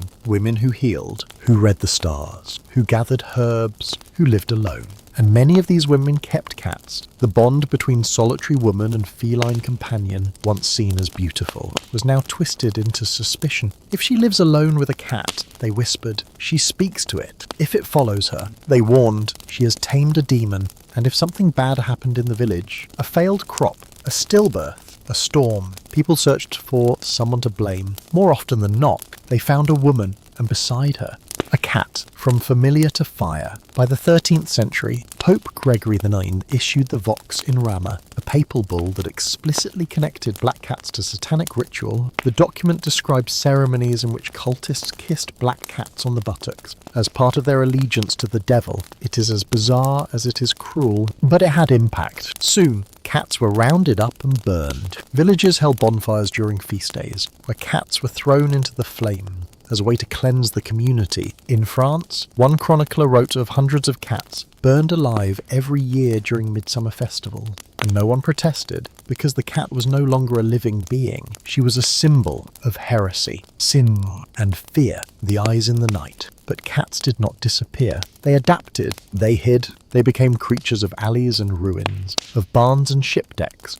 They lived under floorboards, in rafters, in the warm straw behind the baker's oven. People still needed them. For mice, for rats, for the things that scurried in the dark. But no one would admit it. They fed the cat in secret. They pet her in shadows. They whispered, "Stay away," but left the door open a crack anyway, because somewhere, deep down, they remembered the temple, the warmth, the eyes. They remembered that long ago this creature was holy, and they were ashamed of what they had done. Black cat, black fate, the rise of folklore. Plague, panic, and mass killings. The colour black has always stirred the human mind. It's the colour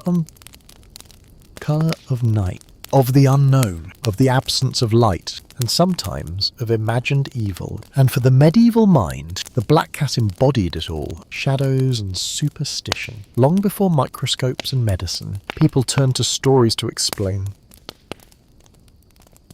sickness, suffering, and sudden death. In folk tales across Europe, the black cat became the messenger of misfortune. To cross paths with one was an omen. To hear one cry outside your window meant a death was near. And it didn't matter that these stories contradicted each other. In one village, a black cat that followed you meant you were protected. In another, it meant the devil himself had marked your soul. Folklore isn't always logical, it's emotional. And fear is the fastest storyteller. By the 14th century, the world was ripe for fear. The plague arrives. In 1347, a ship docked in Sicily. Its sailors were dying boils, fevers, coughing blood. The Black Death had arrived, and it swept across Europe like wildfire. 1/3 of the population would die. Entire villages vanished. And in the face of something so massive, so invisible, people looked for someone, or something, to blame. They could not see fleas. They did not know rats carried disease. But they could see cats, and they remembered the whispers. Witches have cats. Cats are devils. Black ones are worse. So they began to kill them.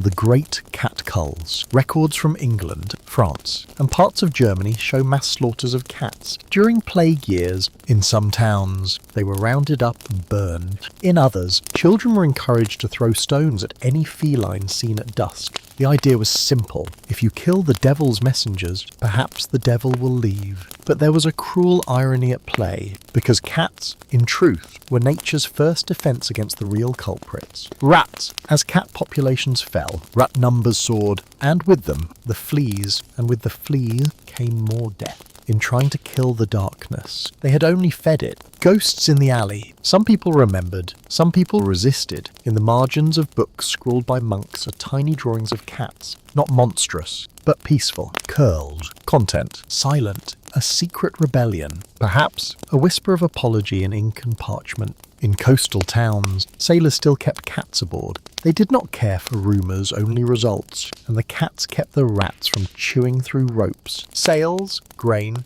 they were needed, quietly, permanently, and yet the fear persisted. The long stain of suspicion, even centuries later. The suspicion remained. In 1561, in Lincolnshire, England, a woman was burned for witchcraft. Among the charges, she had a cat that slept on her bed and stared too long at the village priest. In 1604, the English Witchcraft Act formalised the connection, declaring that anyone who kept a familiar spirit, especially in the form of a cat, was guilty of diabolical pacts. Cats, especially black ones, were now seen as tools of evil, living spells with claws. It would take hundreds of years to undo that belief. And even today, in some places, black cats are still less likely to be adopted, still avoided on roads, still whispered about. The shadows are long, but if you look closely, in the oldest churches, in the quiet corners of ruined abbeys, you might see scratch marks on stone, a paw print pressed into old tile, or a sculpture of a cat tucked beneath an altar,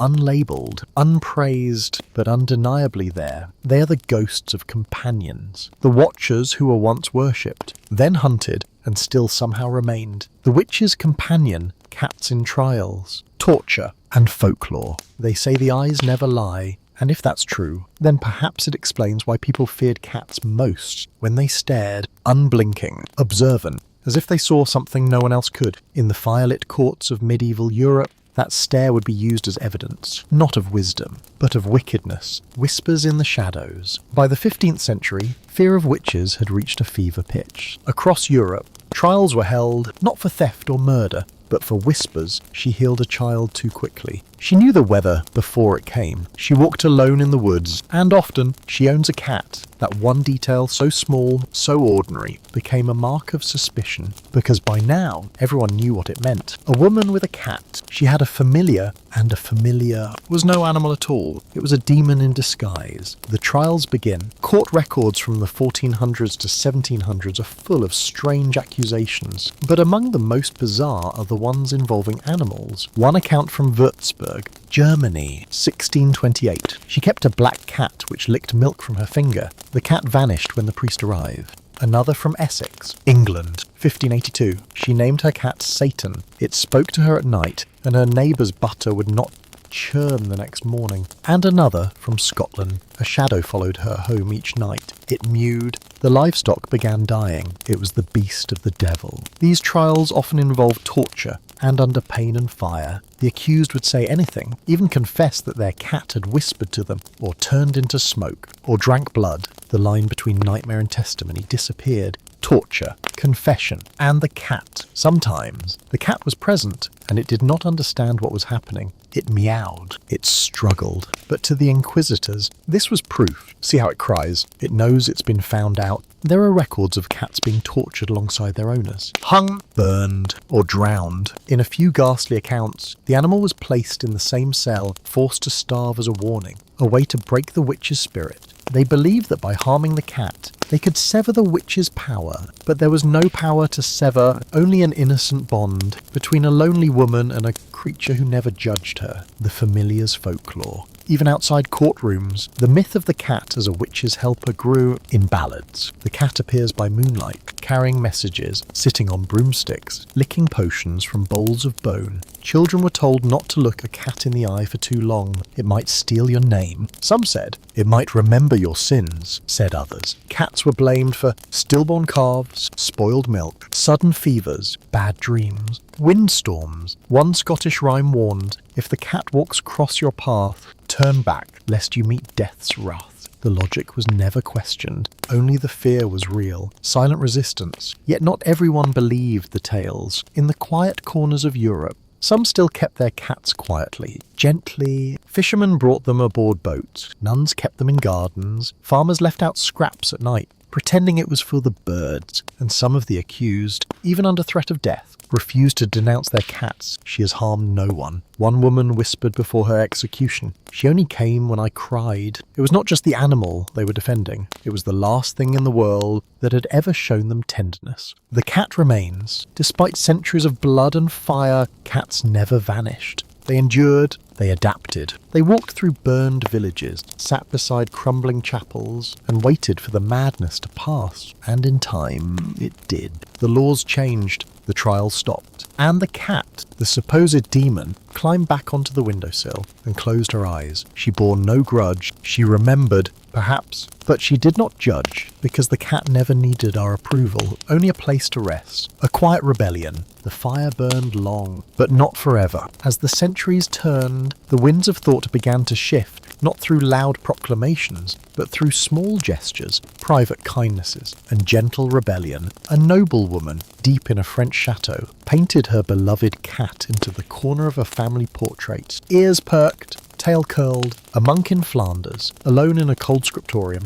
wrote margin notes beside scripture. The black one brings no harm, only mice. A sailor, returning from Venice, tattooed a small feline silhouette on his wrist, not as protection from the devil, but as a tribute to the only friend he had at sea. The cat had not changed, but maybe people had. The Renaissance mind. The Renaissance celebrated light. It craved order. Art, anatomy, reason, and it asked a crucial question. What if we were wrong? Wrong about stars, wrong about maps, wrong about sickness, death, and perhaps wrong about cats. Writers began to describe them again, not as monsters, but as creatures of mystery, beauty, grace. Leonardo da Vinci once said, "The smallest feline is a masterpiece." Painters gave them back their dignity. Albrecht Dürer sketched cats with a scholar's eye. Ghirlandaio tucked one beneath the feet of the Virgin Mary. A quiet, watching protector. The cat returned to the page, to the canvas, to the hearth, not as a demon, but as herself. Scientific awakening. As medicine advanced, so too did understanding. No, it wasn't the cat who caused plague, it was the flea on the rat, who multiplied when cats were gone. And slowly, painfully, humans began to admit the error. In one city after another, cats were reintroduced to combat infestation. They were once again welcomed on ship, in barns, in alleyways. The blackcoats still carried fear in some, but it was fading. Bit by bit, whisker by whisker, the cat in culture. By the 18th century, the cat had clawed its way back into culture. She appeared in poetry, in fables, in the laps of composers and kings. Voltaire kept several, as did Newton, who reportedly built a special hole in his door just for his feline companion. In literature, she was no longer cursed, but clever. She solved mysteries. She guarded children. She vanished only when she wanted to. The cat became a metaphor for survival. A final reflection. Today, the black cat still walks alone, but now she does so by choice. She's in our homes, our stories, our dreams, and though she remembers, she does not linger, because the cat has never needed forgiveness, only understanding. She lived through centuries of suspicion, trial, and fire. Without changing, she remained herself. And perhaps that is the most powerful magic of all. Close your eyes. Imagine silk. Not the kind you wear, but the kind that lines the walls of a palace. Heavy, embroidered, glowing like candlelight. Imagine footsteps in that palace soft, gliding, deliberate. Not from a king, not from a queen, but from something far older, far quieter. A cat. She does not knock. She does not bow. She enters because she wishes to, and no one dares to stop her. Tonight, we won't roam dusty fields or haunted forests. Tonight, we are in the courts of kings and the chambers of queens, where power is spoken in whispers, and secrets curl like tails. Tonight, we follow the cat, through marble halls, through forgotten dynasties, through empire and elegance, because wherever the throne stood, the cat, somehow, was already there. One, from Bastet to Byzantium, cats and queens of the ancient world, gentle storytelling, for sleep, long before velvet thrones and jeweled sceptres, before the world spoke Latin or Greek, there was a city on the banks of the Nile, where cats were not pets, but goddesses. Her name was Bastet. She wore the head of a cat and the body of a woman. In one hand, she held a sistrum, an ancient musical rattle. In the other, protection. To the Egyptians, Bastet wasn't just a deity. She was the soft, watchful eye in the night. The guardian of home, of motherhood, of quiet power. Cats in ancient Egypt walked among priests. They curled beneath altars. They were buried with jewels, mummified with ceremony, and mourned with tears. It wasn't simply affection, it was reverence. Royal pause in the house of Pharaoh. The queens of Egypt did not fear the cat. They wore them in gold at their throats, painted them in tombs, called on them in prayer, Nefertari. The great wife of Ramses II had a chamber where a black feline sat etched into the stone wall, back arched, eyes wide, eternally alert. Cleopatra, last queen of the Nile, was said to keep white cats with blue eyes, imported from Nubia and raised among cushions perfumed with myrrh. But the cat was not just for beauty. In the darkest plots of court, when men whispered of poison and rebellion, the cat listened, and unlike servants, she could not be bribed. East of the Nile, into Persia and the Crescent, in the courts of the Achaemenid Empire, cats were seen as omens. Their presence in a hall before sunrise meant luck. Their gaze in a mirror meant truth. The queen consort Atossa, daughter of Cyrus the Great, was said to keep 2 golden-furred cats. One would sleep beneath her throne. The other walked the garden walls at dusk. Persian poets, centuries later, would write, "The king's guards watch with swords, but her guard watches with silence and claws." Byzantium, the empire of silken whispers. Centuries passed. Gods changed, but the cat remained. In Byzantium, the golden heir to Rome, palaces glimmered like sunrise on water. And within their marble corridors, cats once again walked beside queens. Empress Theodora, born in poverty and risen to glory, kept a tabby she'd rescued as a girl. Even as she rose to sit beside Emperor Justinian, she was rarely seen without it. And when plague swept Constantinople, many courtiers fled. She stayed, and so did the cat. They were never mentioned in proclamations, never crowned, never written into law, but they were always there. From Bastet's temples to Byzantine gardens, cats have walked the same halls as queens, soft-footed and sharp-eyed, not rulers by name, but rulers nonetheless. Imagine a gift so rare, so delicate, that his survival alone could seal peace. Not gold, not spices, not silk, but a cat. A gift fit for kings. In ancient China, during the Tang dynasty, a white long-haired cat was sent to the Japanese court, not as a pet, but as a gesture of trust, wrapped in red brocade, with tiny bells tied to its neck. The animal was carried across the sea in silence. The Emperor of Japan, moved by the gesture, commissioned a poem, soft as morning mist. It watches with no command, and yet all obey. The cat had become more than an animal. It was diplomacy wrapped in fur, the Venetian exchange. In the 13th century, Marco Polo returned from the East with not just tales of gunpowder and porcelain, but with cats, slender, elegant felines of unknown breed, sleek as oil and silent as dusk. The Doge of Venice, eager to impress visiting ambassadors, let these cats roam freely in his chambers, a quiet sign of sophistication. To own such a creature meant you were connected, you were trusted, because cats, unlike falcons or dogs, could not be trained. Their loyalty was earned, not purchased. In the courts of France, by the 1600s, cats had become the most coveted gifts in the courts of France. A Turkish Angora with 2 different coloured eyes was given to Madame de Pompadour, mistress of Louis XV. She named it Bijou, and it followed her through the gilded halls of Versailles, like a shadow with diamonds for feet. Ambassadors soon realised, if you wanted favour at court, don't bring wine, bring a cat, and not just any cat, one that whispered of distant lands and gentle mystery, the message between the lines. A cat as a gift carried unspoken meanings. It said, I trust you. I see you as refined. I believe you can care for something independent and proud. But also, I am giving you a piece of my world. In an age where treaties were broken, where words twisted and turned, the cat was a symbol that could not lie. Its purr meant comfort. Its presence meant permanence, and its eyes, they told stories no parchment ever could. The cat beyond currency, unlike gold, which could be spent, or jewels, which could be stolen, the cat could only be lost through neglect. That perhaps made it the truest form of royal currency, because once you had earned the cat's trust, you were bound, not by chain, but by care. The whispering walls. Every palace has a secret, no matter how thick the stone, how grand the chandeliers, or how brightly the candles burn. Somewhere, something is always whispering, a rustle of silk behind a curtain, a breath caught mid-sentence, a look exchanged, then quickly withdrawn. And in those moments, when hearts race and truths teeter at the edge of revelation, the cat listens. She does not blink, she does not speak, but she knows. In the great halls of the Ottoman Topkapi Palace, where sultans ruled and concubines watched, cats lived like ghosts. They walked the same mosaic tiles as viziers and eunuchs. They slept beside the fountain where secrets were traded. They purred in the shadows of the harem, watching queens in exile and heirs born in silence, eyes behind the veil. There is a story never officially written of Hurrem Sultan, the powerful consort of Suleiman the Magnificent. It is said she once whispered her fears not to a priest, nor to a handmaiden, but to a tortoise-shell cat named Shafa every night. When the harem grew quiet, Hurrem would light a single oil lamp, open the lattice window just slightly, and speak softly as she combed Shafa's fur. She spoke of enemies, of poisoned fruit, of women who smiled too easily. And Shafa listened, just as she always had. Some say the cat once leapt onto the robes of a servant,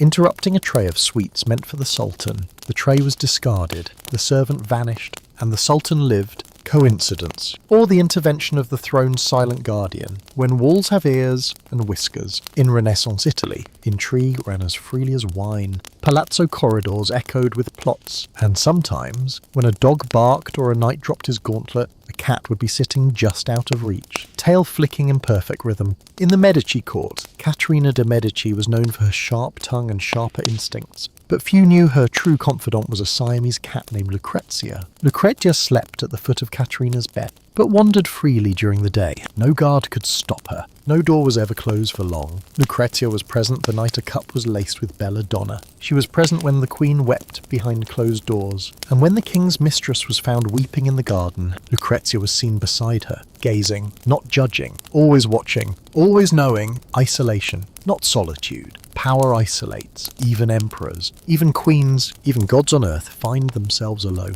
Too important to trod, too dangerous to love, too surrounded to ever feel close to anyone. But the cat does not care for titles. She lies on robes spun with gold. She steps on scrolls meant for generals. She blinks slowly at crowns, because to her, none of it matters. She offers comfort with no contract, affection with no oath. And so, in those moments when rulers could no longer bear the weight, when the throne felt colder than the marble beneath it, a cat would curl in their lap, warm, purring, real, a companion to conspiracy. There are whispered accounts in English history of cats used in espionage. During the reign of Elizabeth I, a nobleman once wrote of a cat belonging to the Queen's maid, whose frequent movement between chambers aroused suspicion. Whether the cat carried messages, or merely witnessed what it should not, no one knows. But the maid was dismissed. The cat remained, because sometimes even conspiracy fears the consequences of removing a cat, the assassin's familiar. In the shadows of Tsarist Russia, long before revolution turned snow red, palace corridors ran cold with silence. It is said that Ivan the Terrible owned a black cat. It had no name, at least none that anyone dared speak aloud. This cat was never seen during the day, only at night, slipping along the lacquered floors of the Kremlin, eyes glowing like twin embers in a dying hearth. No one fed it, no one brushed it,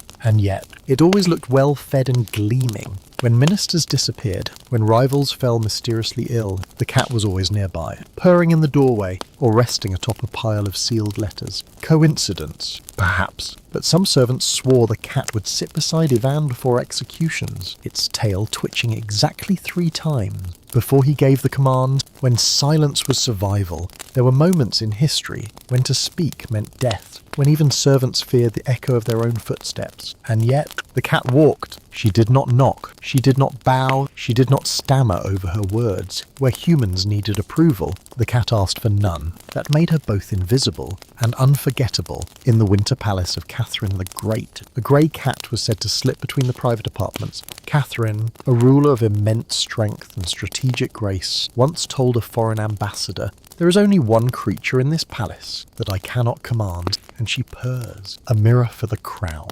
The cat, for all her silence, is a mirror. She reflects the world around her with unflinching honesty. She curls beside the kind-hearted and scratches the cruel. She avoids the hypocrite, but follows the broken. She is the only creature in a palace that chooses her own ruler. And so, when she chooses to stay, to curl up beside a monarch, to rest her head upon an unsteady heart, it is not by order, it is not by fear, it is by choice. And in courts where nothing was ever true, where even mirrors lied, that choice meant everything. The last friend of the last queen. Let me tell you one final tale in this shadowed hall of power. It is a quiet story, not found in official records, but murmured by caretakers and passed along in linen-wrapped memory. In 1917, as a revolution brewed in Russia, Tsarina Alexandra was imprisoned in the Alexander Palace, alone, disgraced, watched. Her family was guarded, her children hushed. But in the stillness of the imperial bedroom, a striped cat named Miska remained. It had been her daughter's companion,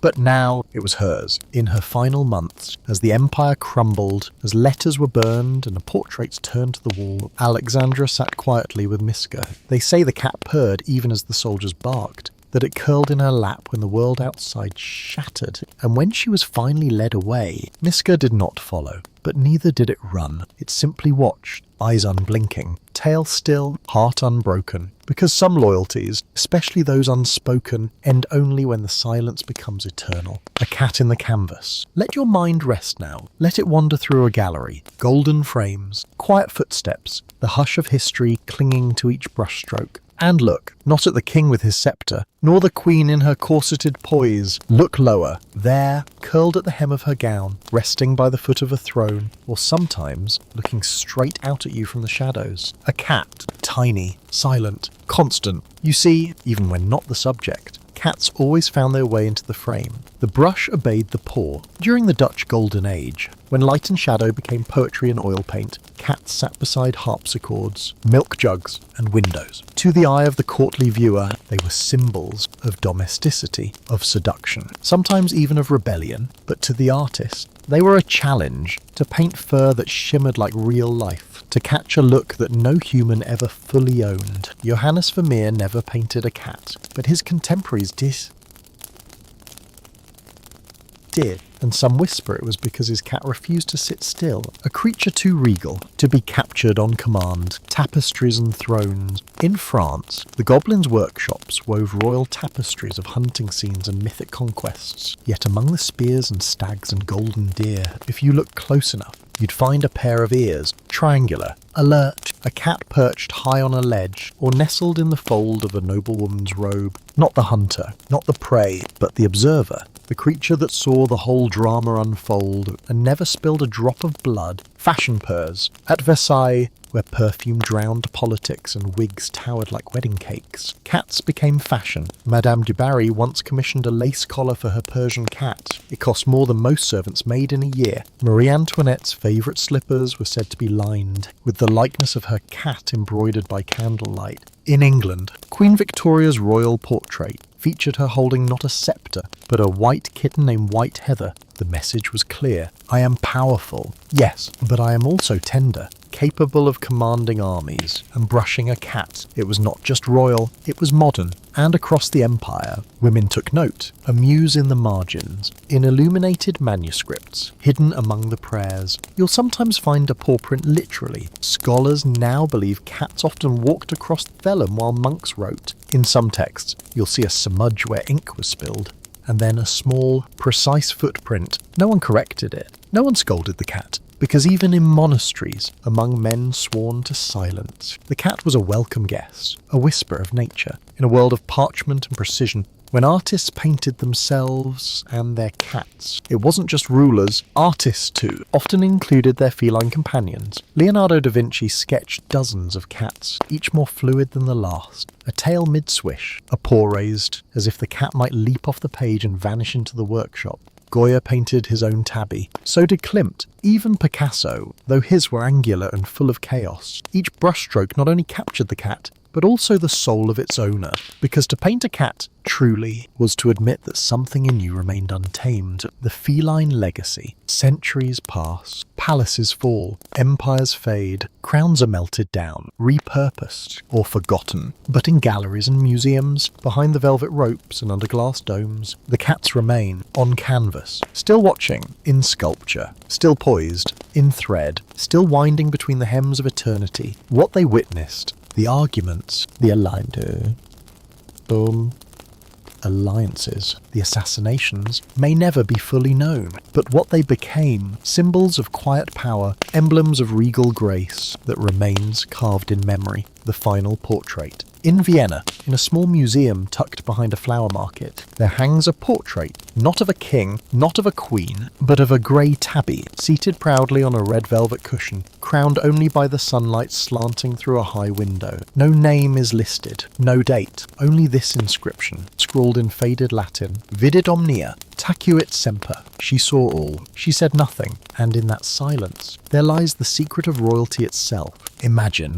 A torch flickers in the mist. Church bells toll from somewhere you can't quite see. The night air feels thick like it's holding its breath. And beneath a full moon, a shadow dots between alley and altar. It isn't a demon. It isn't a thief. It's a cat. And tonight, she won't be welcomed, because tonight, the world has forgotten her grace. Tonight, she is not a guardian, but an omen. And in a time when fear was louder than reason, her silence was mistaken for witchcraft. Let us begin. The hearth and the hush. Long ago, before printing presses, before sermons in stone cathedrals, truth came by firelight, not from books, but from stories, and in those stories, the cat walked silently. She didn't speak, but everyone had something to say about her. She can see spirits. They'd whisper. She never blinks. She knows when someone will die. In small cottages ringed by frost, women would stir stew with one hand and stroke a purring cat with the other. And just beyond the flames, the children would listen, not to the recipe,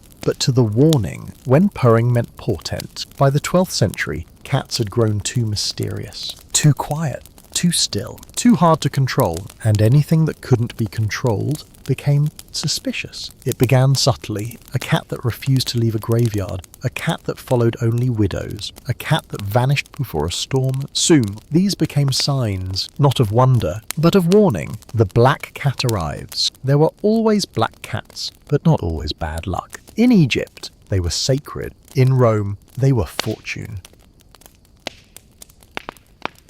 But by the late Middle Ages, black fur in moonlight became something else. A silhouette against your door was not a blessing, but a curse. Folk songs warned of the night walker, a cat-shaped demon with eyes of fire. Some swore that if you stared too long into a black cat's eyes, you'd dream of your own death. And when the church saw how people full feared, they leaned in, from companion to conspirator. As hysteria grew, so too did the stories. That cats were witches in disguise, that witches kept them as familiars, demonic messengers who fed on human blood. Trials began, not just of women, but of their animals. In some towns, a woman could be accused simply because she owned too many cats, or because one had been seen leaping across her window. At midnight, the bonfire of paws. It is one of the quietest tragedies in animal history. During the peak of witch hunts in the 16th and 17th centuries, entire colonies of cats were rounded up, burned, drowned, or hanged alongside their accused owners. In 1566, in Essex, England, a woman named Elizabeth Francis was tried for witchcraft. Her confession included this: a cat called Satan, who would speak to me and bring me wishes. That was enough. The cat was killed, Elizabeth was executed. Over and over again, cats were mentioned in trial records, not as creatures, but as collaborators, and every time a pyre was lit, another shadow vanished from the alleyways of Europe. But still they walked, and yet, even in the darkest times, cats remained. They hid in stables, slept behind altars, crept into monasteries at night. Some monks secretly fed them, some widows wept for them, because deep down, beneath the fear and fire, humans still remembered. This creature curled beside them in sickness. She kept the mice from the grain. She never asked for gold. The fire begins. Imagine this. A wooden city, thatched roofs, dry summer wind brushing over narrow alleys, and somewhere, a candle tips, a flame rises, and then chaos. The Great Fire of London in 1666 didn't just consume homes, it consumed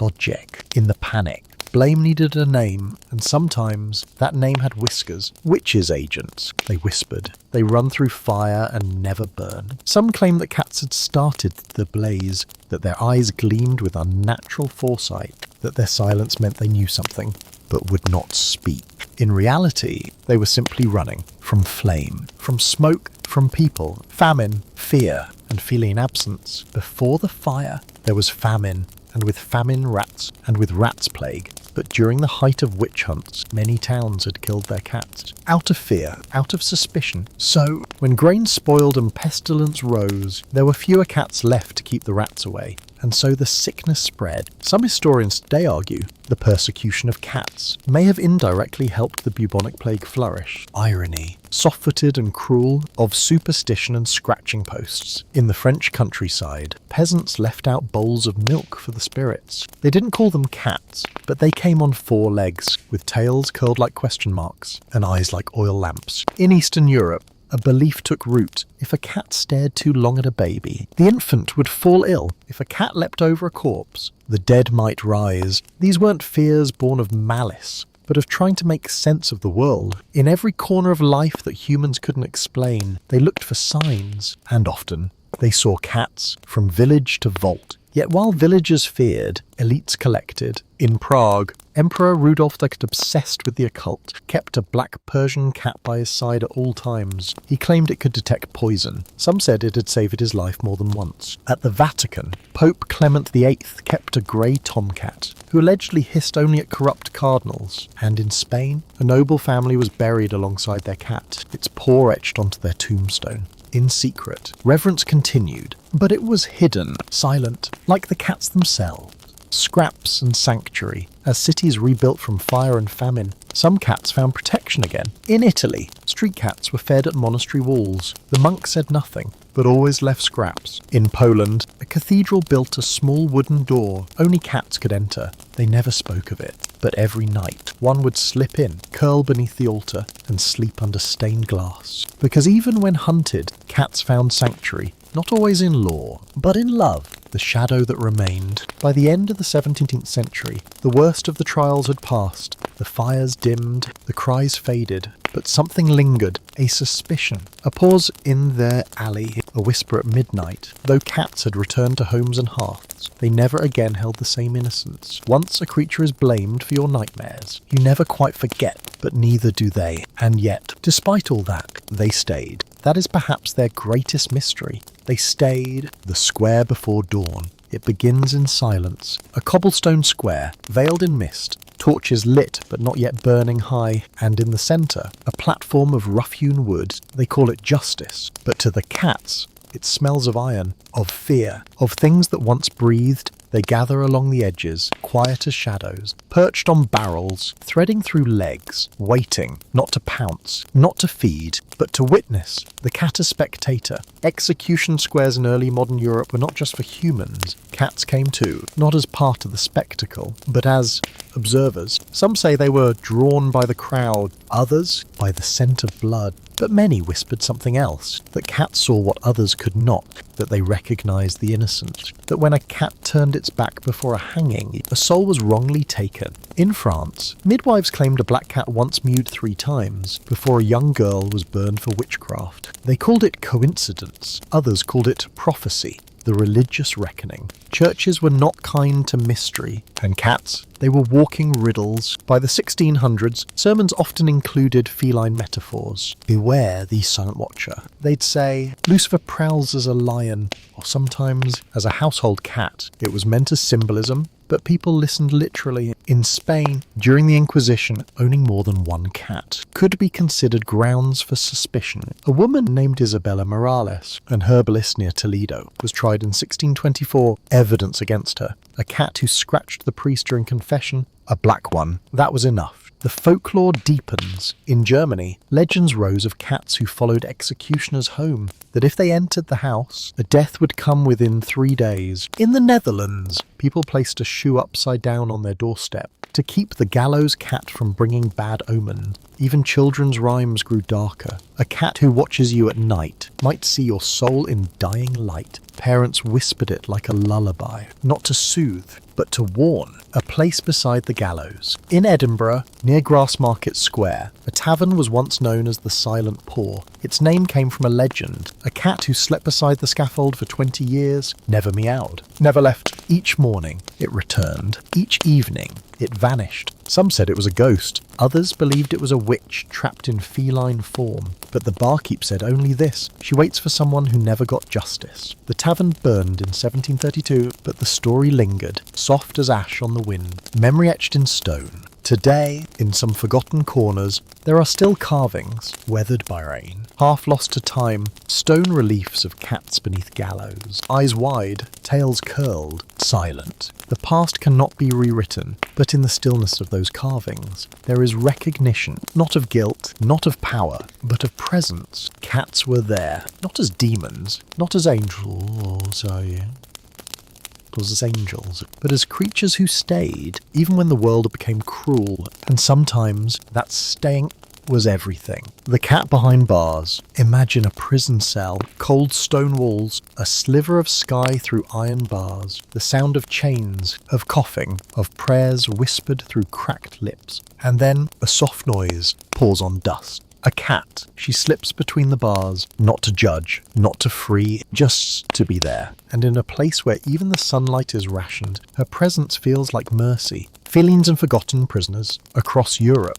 From the Tower of London to the Bastille, cats became unofficial residents of dungeons. Jailers tolerated them because they kept the rats at bay. But for prisoners, they were something more, a scrap of the outside world, a warm shape in the dark, a reason to speak, even if only to say, "Come here, little one," in letters smuggled out of prison. Rebels mentioned them. Each morning she comes, one wrote, and each time I remember what gentleness feels like. The whisper networks. In revolutionary Paris, cats roamed freely through the alleyways and basements of secret print shops. They curled under tables as radicals whispered over ink-stained pamphlets. It said a particular black and white cat nicknamed Citoyen Minou made regular rounds at 3 hidden presses. No one knew who fed him. No one owned him. But when soldiers raided one of the shops, the cat vanished a day before and never returned. A coincidence, or the earliest furry informant, cats in codes and signals. In 18th century Italy, members of a band brotherhood, La Notte Silenziosa, use cats in their signalling system. A cat in a second-story window meant the meeting was on. A cat with a red ribbon on its tail meant danger. They never trained the cats. They trained people to observe them. Because unlike humans, cats could walk freely across borders, into homes, into temples. No one questioned the cat. That was the power, the mew behind revolt. During the Irish Rebellion of 1798, a story spread of a calico cat who leapt onto a British officer's desk, knocking over a candle and igniting secret plans. Whether true or not, she was remembered, not as a pet, not as a pest, but as an accomplice. Irish ballads even mention her. She danced in firelight, with eyes full of war, and vanished through night, as rebels swore, resistance in fur, even in the Holocaust, where stories are few and silence is deep. Some survivors recall the stray cats of the ghettos. They slipped through broken brick. They meowed outside windows. They shared no sides, but were seen by all. One child wrote in her diary. Today I saw the grey one again. Mama says it's just a cat, but I think she watches us and knows which days are worse. 9 lives, countless witnesses. Not all cats were symbols, not all acts were resistance, but in moments of collapse, in prisons, in hideouts, in meetings spoken in code, they remained, unafraid of secrets, unimpressed by uniforms, unaffected by power. They didn't fight, they didn't flee, they simply stayed, and sometimes, in the quietest wars, that was enough.